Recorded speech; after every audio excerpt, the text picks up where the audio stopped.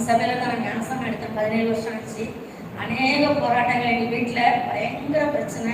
2 பிள்ளைங்க பின்மாற்றத்தோட போயிடுச்சு. அப்படி இருந்தால் அந்த வீட்டில் 2 மகனும் ரசிக்கப்பட்டிருக்காங்க, மருமகமாக ரசிக்கப்பட்டிருக்காங்க.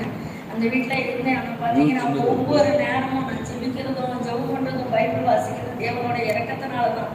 எங்கள் வீட்டில் ஜெபிக்க முடியாது. ஜெபம் பண்ணிக்கிட்டுனா என் பையன் ஆகும், 26 வயசு பையன்.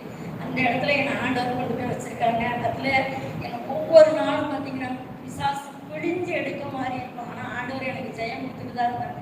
ஆனால் 7 வருஷம் ஆச்சு. எனக்கு கால் ஆக்சிடென்ட் ஆகி 2 காலம். இந்த ஆக்சிடென்ட் ஆனதுலேருந்து என்னால் நடக்க முடியாது. நான் ப்ரேயருக்கு வந்தாலும் சேரில் தான் உட்காந்துருப்பேன்.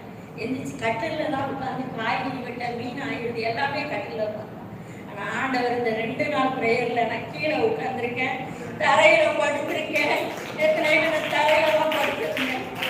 படியோ ஏறி இருக்கிற எவ்வளோ அதிசயமாக இருக்கு. காலையில் என் பிள்ளைகிட்டலாம் நான் ஃபோன் பண்ணி சொன்னேன், எப்படிமா அப்படின்னு. என் பிள்ளைகள் அதிசயம் தேவன் தான் நடத்துனாங்க. இந்த ப்ரேயர் எனக்கு ரொம்ப ஆசீர்வாதமாக இருக்கு. ரொம்ப நன்றி, கோடி நன்றி. இயேசுப்பா.